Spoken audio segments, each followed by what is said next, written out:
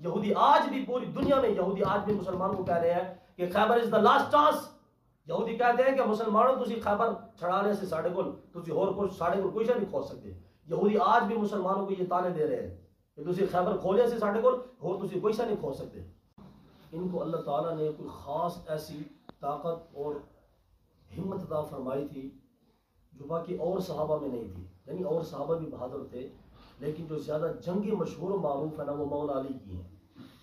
آپ دیکھیں ہر مقام کے اوپر غزوہ بدر کے اندر جو بڑے بڑے کافر تھے نا 70 مارے گئے, ان میں سے قریباً 36 کے قریب اکیلے مولا علی نے مارے تھے.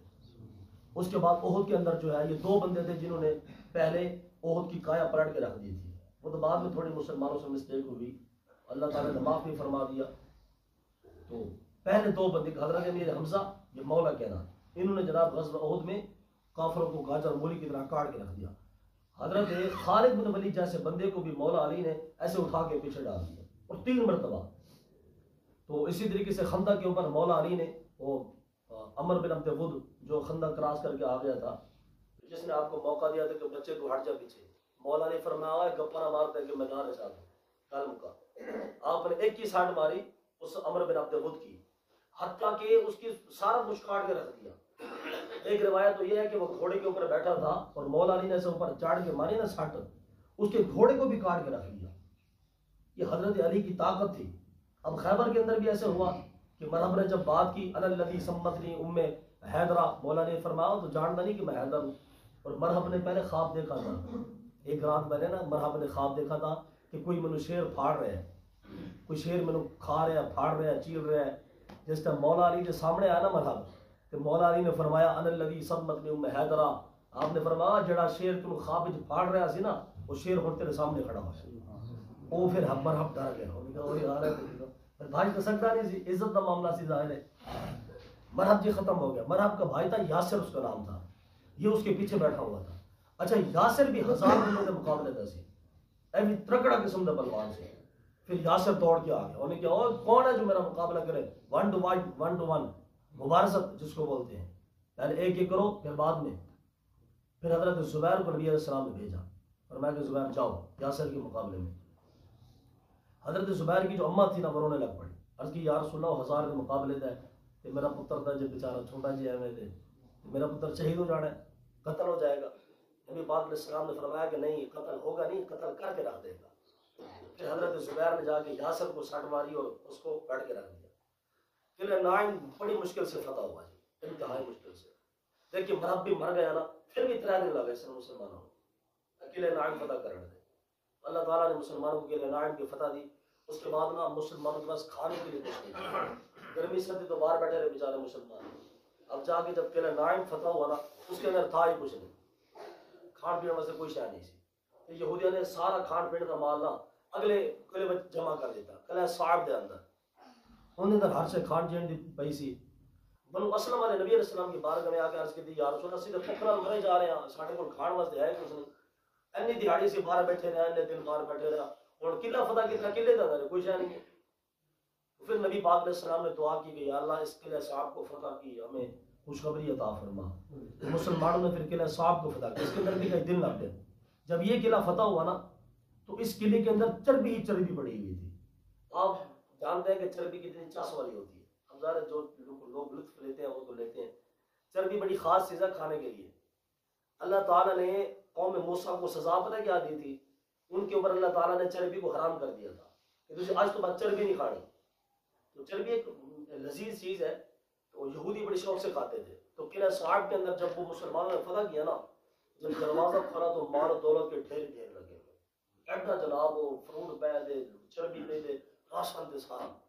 مسلمان پھر خوش ہو گئے ماشاءاللہ, پہلے تو روٹی کھا دی نا راجو روٹی تسلی دینا. پھر تیسرا قلعہ تھا قلعہ زبیر, یہ تھوڑا نا چوٹی کے اوپر تھا, اس کو فتح کرنا انتہائی مشکل تھا. تو نبی پاک علیہ السلام نے تلاش کر رہے تھے کہ اس کو کوئی ویک پوائنٹ ہمیں مل جائے کہ جہاں سے ہم لوگ اٹیک کر سکیں. تو ان کا ایک ویک پوائنٹ تھا, وہ کیا تھا کہ یہ نا پانی پینے کے لیے نا وہ آتے تھے نیچے, پانی کی ایک لائن لگی ہوئی تھی جیسے ہمارے کراچی میں, خیر لاہور میں تو نہیں ہے, کراچی کے اندر ایک پائپ کی لائن آتی ہے جس سے میٹھا پانی آتا ہے, وہ پھر گزارتی جاتی ہے, سارے لوگوں نے ٹوٹیاں لگائی ہوئی ہیں, وہ پھر ٹائم پہ پانی آتا ہے. کراچی کے اندر. تو ان سے نا ایک لائن تھی پانی کی جو جا رہی تھی اوپر قلعے کے اوپر. تو نبی پاک علیہ السلام نے کیا کیا کہ اس لائن کو کاٹ دیا. حضور نے فرمایا جب پانی مک گیا تو پھر تھلے تو آئیں گے نا, جب آئیں گے تو پھر دیکھی جائے گی. پھر ایسے ہی ہوا کہ جب نبی پاک علیہ السلام نے پانی کو بند کر دیا, بعض اوقات نا حل ہوتا ہے, لوگ کہتے تھے لوگ پریشان ہیں, یہ ہو گیا, سختی ہو گئی, اور اس کے علاوہ حل کوئی نہیں ہے. اگر ملک کے اندر معاذاللہ نبی علیہ السلام کی گستاخی ہو رہی ہے تو کم از کم روڈیں تو بند کریں نا. مولوی بیچارہ یہاں پہ بیٹھ کے کیا بات کر سکتا ہے؟ مولوی کی کوئی نہیں سنتا, یہ پکی بات ہے. ہم مسجد میں آ رہے ہیں, ٹھیک ہے جی مولوی صاحب ٹھیک ہے جی بات کر رہے ہیں, بس ٹھیک بات ختم. کبھی کبھار ایسے قدم اٹھانے پڑتے ہیں. ہمارے اینکر آ جاتے ہیں منہ پھاڑ کے, اور جی دیکھیے جی لوگ پریشان ہیں جی. حالانکہ مولوی نے جب بھی دھرنا دی ہے نا پاکستان میں, تو انہوں نے کوئی نہ کوئی راستہ چھوڑ دیا ہے لوگوں کے آنے جانے کے لیے. اور چونکہ جب غازی صاحب کی تحریک چلی تھی نا, تو میں بطور خاص اس کے اندر میں خود بھی کارکن تھا اور میں نے بڑے دیر کام کی ہے. اب تو خیر یہ ہے کہ وہ چل رہا ہے ایسا نظام, تھوڑا میں بھی نیوٹرل قسم کا بندہ ہو گیا ہوں. بس یہ ہے کہ جو بندہ حق ہے اس کے ساتھ کھڑا ہونا بس. تو اس دور میں یہ تھا کہ مولوی جو تھے نا وہ جتنے بھی دھرنے شرنے دیتے تھے نا, تو وہ گزرنے کے راستے کو چھوڑ دیتے تھے. اور میں بذات خود ان کے اندر ہوتا تھا. ہمارے ہاں جو ایمبولینس آتی تھی جس کے اندر مریض ہوتا تھا, ہم ہر چیز کو ہٹا کے اس کو راستہ دیا کرتے تھے. یہ تھا. تو بعض اوقات ایسے قدم اٹھانے پڑتے ہیں. باقی جتنے بھی دھرنے ہوئے نا سیاسی کسی بھی جماعت کے تھے, تو کسی نے کوئی راستہ نہیں چھوڑا ہے. لوگ راستے کے اندر مر گئے ہیں, لوگ ایمبولینس کے اندر مر گئے ہیں. ان کے اوپر آ کے سوال نہیں اٹھاتے اور مولویوں کے پاس آ جاتے ہیں. وہ جی نبی علیہ السلام نے راستے بند کیے. میں نے کہا جی اب کیا آپ کو بتایا, آپ کو کسی شہر کا پتہ ہے نہیں, نام مراد ہے میں, تو آپ مولوی کا سر کھانے کے لیے آ گئے. تو حضور علیہ السلام سب سے بڑے رحمت للعالمین ہے. نبی علیہ السلام یہودیوں کی پائپ لائن کاٹ دی, یہاں سے پانی جا رہا تھا, وہ مجبور ہو کے نیچے آئے. پھر آ کے لڑائی ہوئی کوئی 2-4 دن, اللہ تعالیٰ نے اس قلعے کی بھی فتح عطا فرما دی. اس کے بعد قلعہ نزار تھا, یہ بھی فتح ہو گیا. قلعہ قموز تھا, انتہائی مشکل کام تھا اس کو فتح کرنا, لیکن مسلمانوں نے اس کو بھی فتح فرما دیا. اب یہ خیبر کے جو 5 قلعے تھے نا, 5 قلعے, آپ اندازہ کریں کہ یہ جو ہمارا بادشاہی ہے نا, بادشاہی قلعہ جس کے اندر یہ مینار پاکستان بھی ہے ساتھ میں, تو آپ اندازہ کریں یہ کتنا بڑا قلعہ ہے اور کتنا مضبوط قلعہ ہے. تو وہ جو خیبر کے جو قلعے تھے نا, اس سے بھی بڑے تھے اور اس سے بھی زیادہ مضبوط تھے. آپ اندازہ کریں کہ اس کو فتح کرنا کتنا مشکل کام ہوگا. اور صحابہ پھر کئی دن کے بھوکے, کئی دن کے پیاسے باہر بیٹھے ہیں سردی گرمی میں, لیکن چونکہ ایمان کی حرارت تھی نا, ایمان کی حرارت, تو ایمان کی حرارت ہر شے کروا دیتی ہے. بندہ ٹن ہو کے سویا نا, ٹن ہو کے, اور بندہ کچھ نہیں کر سکتا. میں حیران ہوں کہ اللہ تعالیٰ نے یہ جو غزوہ احد کا جو معاملہ تھا نا, اللہ تعالیٰ اس غزوہ احد کے اندر اللہ تعالیٰ نے احد کا ذکر کرتے ہوئے نا بیچ میں سود کا ذکر کر دیا کہ جو قوم سود کھائے گی اس کے ساتھ ایسے ایسے کیا جائے گا. تو میں حیران ہوں, میں نے کہا یار کوئی معاملہ تو ہے نا, اللہ تعالیٰ نے اچانک ہی احد کا معاملہ چل رہا تھا, اللہ نے سود کا ذکر فرما دیا. تو مفسرین کرام فرماتے ہیں کہ جو قوم سود کھاتی ہے وہ قوم جہاد کی قابل نہیں رہتی ہے, وہ قوم ہجڑی ہو جاتی ہے, ہجڑی ناہنجار لوگ ہو جاتے ہیں جو قوم سود کھاتی ہے. اس لیے اللہ تعالیٰ نے فرمایا کہ مسلمانوں اگر تم احد کی لڑائی لڑ رہے ہو پھر خیال کرنا کہیں سود نہ کھانا, نہیں تو یہ جو تمہارے پاس ایمان کی چاشنی ہے نا, یہ پھر چھین لی جائے گی, تم کھوکھلے پھر ایمان والے رہ جاؤ گے. آج ساری قوم سود کھا رہی ہے نا, کہاں سے ادھر سب جہاد کا جذبہ آئے گا. تو یہ اصل میں تھا, یہ 5 قلعے تھے خیبر کے جو صحابہ کرام نے فتح فرمائے, اور کئی دن لگ گئے اس کے اندر, مہینے گزر گئے. اس کے بعد 3 قلعے اور تھے جو انہوں نے سائڈ کے اوپر بنا کے رکھے ہوئے تھے. تو جب دیکھا یہ یہودیوں نے کہ یار 5.5 دن اور کیا نہیں تھے, اسی طرح کی میں حفاظت کر سکا گے, انہوں نے پھر آ کے نبی پاک علیہ السلام کے ساتھ صلح کی. آپ اندازہ کریں اس دور میں کافر آ کے صلح کرتے تھے مسلمانوں کے ساتھ کہ یار ایسا چھاڑ دو. آج مسلمان جا رہے ہیں صلح کرنے کے لیے, لیکن آپ اسے ٹیکس بھی دوا گے, اسی غلامی بھی کریں گے, اسی سارا کچھ کریں گے, بس تو سیزن امریکہ تو قرضہ لے دیو, IMF تو قرضہ لے دیو. یعنی اس دور میں کافر سر جھکا کے کھڑا ہوا تھا, آج مسلمان سر جھکا کے کھڑا ہوا ہے. آپ اندازہ کریں کہ ہم صحابہ کرام کے طریقے سے کتنے دور ہیں, زمین و آسمان کا فاصلہ ہے. اس دور میں یہ تھا کہ کافر ٹیکس دے کے زندگی گزار رہے تھے, آج مسلمان ٹیکس دے کے زندگی گزار رہے ہیں. تو یہ سارا جی زمین آسمان کا فرق ہے. پھر یہ 3 قلعے والے آئے, اس کے اندر انہوں نے آگے مسالمت کی کہ یا رسول اللہ مہربانی کرے ہمارے بیوی بچوں کو چھوڑ دیں, تو باقی آپ جیسے چاہیں آپ فرما دیں. نبی علیہ السلام نے فرمایا توڑے تو جڑا بندہ جڑا سامان چک سکتا ہے نا, وہ چکے تو دوڑ جاؤ, ادھر رہنے کی ضرور اجازت نہیں, چلو دوڑ جاؤ. تو پھر انہوں نے بولا خیبر والوں نے بھی اور ساتھ والوں نے, انہوں نے کہا یا رسول اللہ دیکھو ساڈیاں زمیناں نے بڑیاں کمال زمیناں نے, تسی ਤਾਂ کھیتی باڑی جاڑ دے کوئی نہیں, اسی کھیتی باڑی جاڑ دیا, تسی انج کرو کہ سانو ملازمت دے رکھ لو, سانو مزدوری دے دیا کرو, باقی فصل سے توڑی حضور پیش کردہ کریں گے. نبی علیہ السلام نے فرمایا ٹھیک ہے. رسول پاک علیہ السلام نے فرمایا خبردار توڑے جو کسی بندے نے کوئی مال لکایا ہے اپنا سارا مال ساڑھے سامنے لے کے آؤ. نبی علیہ السلام نے فرمایا جڑے بندے نے کوئی مال لکایا نا اسے اس کی دھوڑ بڑھ کے رکھ دیں گے, اس کو ہم قتل کر دیں گے. اچھا سارے یہودیوں نے نا مال پیش کر دیا, سب کچھ حوالے کر دیا. ایک بندہ تھا جس کا نام تھا کنانا, اس نے نا اپنا خزانہ چھپا کے رکھا ہوا تھا. کسی بندے نے دیکھ لیا, اس نے آگے نبی علیہ السلام کو بتا دیا کہ یار تو جڑا ہے بندہ نا کنانا بار بار ایک جگہ تے جا رہے ہیں کہ انہیں لگ رہا ہے کہ اتنے کوئی چیز لکا کے رکھی ہوئی ہے. نبی علیہ السلام نے بندے بھیجے, فرمایا ہاں تو کچھ لکائی دے نہیں؟ کہنا نہیں جی ساڑھے کو تو کوئی شے نہیں. یہودی ہے نا مکار ہے, یہودی ہمیشہ مکار ہے نا مراد. اس نے کہا جی ساڑھے کو تو کوئی شے نہیں. نبی علیہ السلام نے فرمایا دیکھ لے اگر نکل آئی نا پھر خیر نہیں ہے. وہ چیز جناب تجھے آگے پتہ کروا لو, ساڑھے کو تو کوئی شے نہیں ہے. پھر نبی پاک علیہ السلام نے جا کے پتہ کروایا, فرمایا صاحب فرمایا جاؤ دیکھے وہ کوئی مسئلہ نہیں ہے. صحابہ کرام نے جا کے کھودی نا جگہ پھر وہ ڈھیر سارا سونا نکلا. نبی پاک علیہ السلام نے اس کی گردن کو کٹوا کے رکھ دیا. اس کا نام کنانا تھا. ایک یہ معاملہ پیش ہوا.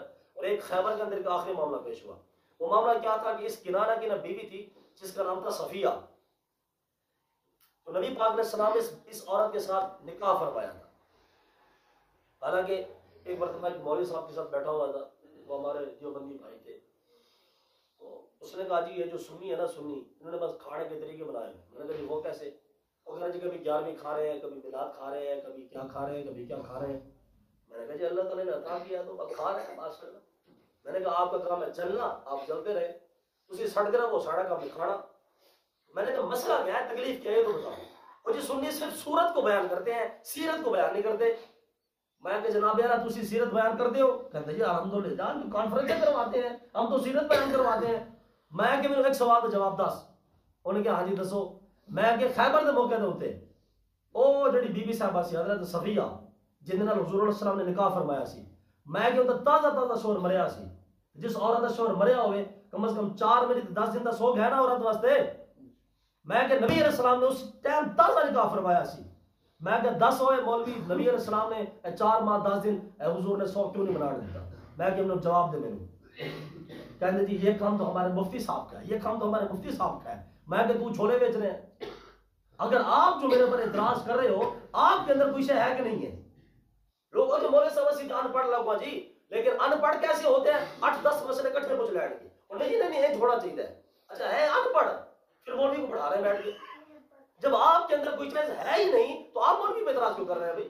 میں کہا بتاؤ نبی علیہ السلام نے کیوں اسی وقت نکاح فرمایا تھا؟ حضور علیہ السلام نے 100 کیوں نہیں بنانے دیا؟ وہ جہاں مفتی صاحب سے پوچھ کے بتائے گا. میں کہ اور ساری شاہ پوچھ کے لے آمی کہ دوسری مرتبہ سے نا محمد ہے جڑی نام رادا. میں کہ میں تینوں 10 دن بھی نبی علیہ السلام نے کیوں نکاح فرمایا؟